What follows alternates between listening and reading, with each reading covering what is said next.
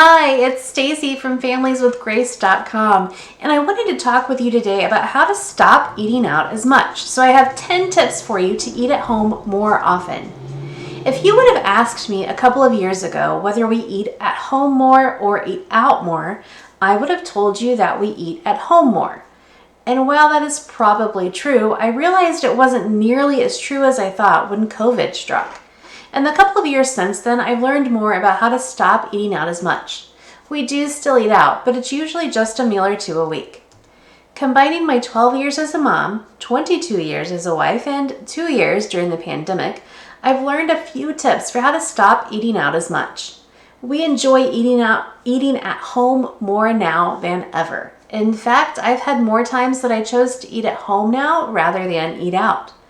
So, my first tip, number 1. Don't feel pressured to cook big meals every day. Once my kids were old enough to eat meals with us, I started feeling the pressure to have a plan and prepare a specific meal for all of us each night. If I didn't feel like cooking or I was unable to cook for whatever reason, then I was stuck on what to serve and much more inclined to order pizza or go out to eat. I quickly realized, though, that my husband and children really did not care if I spent an hour in the kitchen preparing dinner or if I spent 5 minutes slapping together peanut butter sandwiches or, gasp, pouring bowls of cereal.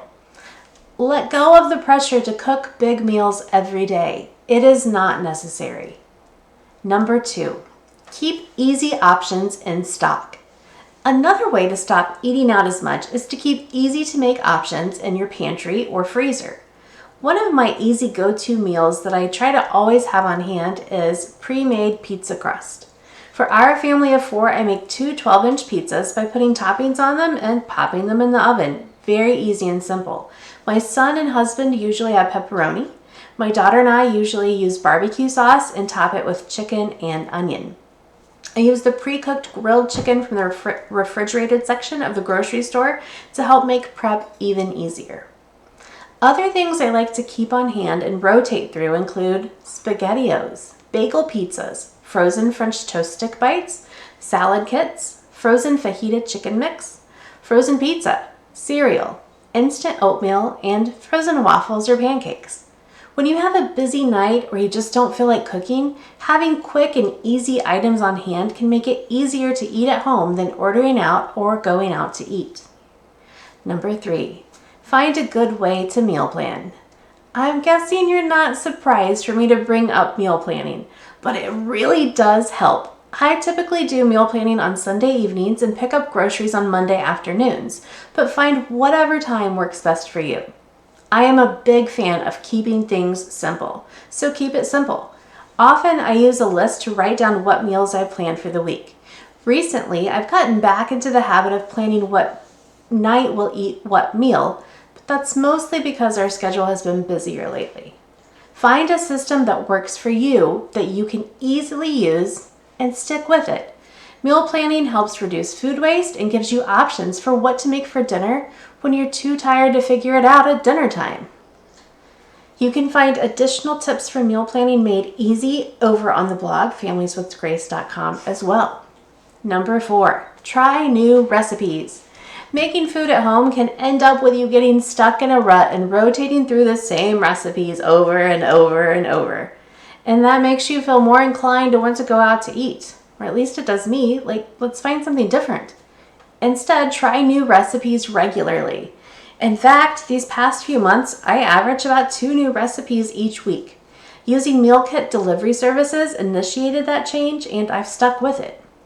One eye-opener for me is that I don't have to always prepare meals our entire family will like. My guys are more particular eaters than my daughter and I are. So when I try new recipes, I usually make sure most of them will work for all 4 of us. I also try recipes that I can easily customize for my guys. For example, next week we're trying asparagus spaghetti carbonara. I'll keep the sauce and pasta separate and let my guys just enjoy spaghetti with traditional sauce from a jar instead. And then sometimes I make recipes only my daughter and I will like, and plan to do something from the super easy list for my boys like grilled cheese, toasted peanut butter sandwiches, or bagel pizzas. Recently, I made a super easy baked chicken recipe from Six Sisters Stuff, and it was so incredibly good. It's become one of my favorite meals of all time, so I was incredibly glad I tried that recipe.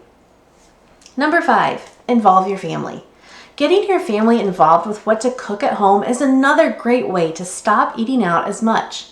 If you're all excited about what's in your own kitchen, then you're less tempted to want to eat out. My daughter is the one who initially had our family try meal kit delivery services. But even before that, I'd ask my family as I was meal planning what sounded good to them. And when making new recipes, I'll ask their opinions oftentimes about what sounds best between two choices. Knowing my family is on board for the night's dinner plan makes it easier for me to want to cook at home as well. Even better are the times when somebody helps me in the kitchen. These past few months, my daughter especially has done that even more than anyone else, and she's learned quite a few new cooking skills as a result. I'm quite proud of her. Number 6, change your mindset. Remove eating out as an option in your mind. It sounds overly simple, but it works. Once you know that in order to eat something that evening, you've got to figure out something at home, then you'll do so. Whether you need to change up your budget to reduce how much money you have for eating out or work with your spouse to keep yourselves accountable, figure out whatever works best for you to help change your mindset. During these past couple of months, my daughter has had an activity most weeknights from 5:15 to 6:30 p.m., which is right when we usually eat dinner. I knew that if we were going to eat, I'd have to have the food ready to go early, and we didn't have time to even consider eating out. I've also found that eating at home more is not only better for the waistline and the wallet, but it's usually less stress. We get to visit with each other more and be more relaxed. Determining that eating at home is the only option most of the time really has helped make it a reality.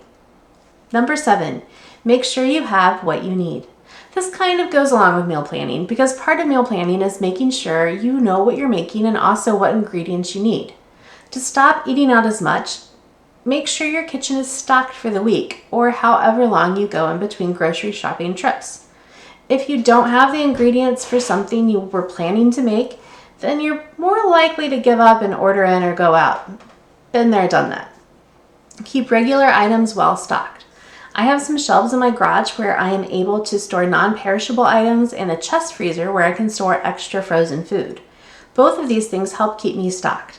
There are many items I always have an extra one on standby. For example, I love Honey Nut Cheerios. It's my go-to breakfast. I have it pretty much every single day of the week. I keep an extra box on the shelf in my garage. When I run out inside and go get that extra box, then I add Honey Nut Cheerios to my grocery list and replace it. That way, I don't run out. This has become even more important to me during recent years when some items were even harder to come by. That way, if I wasn't able to find something in stock during one grocery shopping order, I would at least have one more try before we ran out. Number 8, keep a list of meals for the week handy. My head is full of so many things that I can easily forget the meal planning I did on Sunday by the time Wednesday evening rolls around. What's for dinner? I can't remember what I have the ingredients for. So to stop eating out during these times, I find it helpful to keep a list handy of the meals I have food for during the week. I have it posted on my fridge. I have also kept it on my phone digitally, and I've written it in a notebook. Do whatever works best for you, whether you are planning specific meals for specific days or just maintaining a list of what you have to cook throughout the week. Number 9, print out your recipes for the week ahead of time. If you're trying new recipes, and why wouldn't you, then make sure you print them out and save them on your phone as you're meal planning. I don't like to use my phone for recipes because it's easy to get messy, so I still print recipes. When I'm meal planning, I print them out and then store them in a folder in a drawer in my kitchen island. All I have to do is open the drawer and pull them out when it's time to make dinner. It's a small thing, but it's helpful, and it's one less step to bog you down in the fray of dinner time. And one less step bogging you down means you are less tempted to just order in or go out. Number 10, allow for DIY dinner times. I have days when thinking of making and cleaning up dinner are just too much for me. I'm too tired physically and emotionally and all of it. I'm just over it. I've learned that my family can do DIY dinners and not complain. Utilize leftovers, easy prep foods, or whatever it takes. My son, for example, loves frozen bagels. He can heat one in the microwave to thaw it, pop it in the toaster, and mostly spread the peanut butter on himself. Being older, my daughter can do even more. My husband, of course, can do anything. I sometimes keep special cereal on hand for a DIY dinner and enjoy a bowl of Fruit Loops with a side of toast spread with strawberry jelly. It's not fancy, but it works. If you are looking for some easy, delicious family dinner ideas, make sure you head over to familieswithgrace.com and check out some of our recipes. Like, I've got a list of 8 pizza recipes your family will love, easy baked quesadillas, the best slow cooker potato soup, super easy, and you don't even have to peel a potato, which is fabulous. 2 ingredient meatball pockets, easy pizza subs, taco cornbread bake, and BLT pizza. Thanks so much, and I'll see you soon. Bye-bye.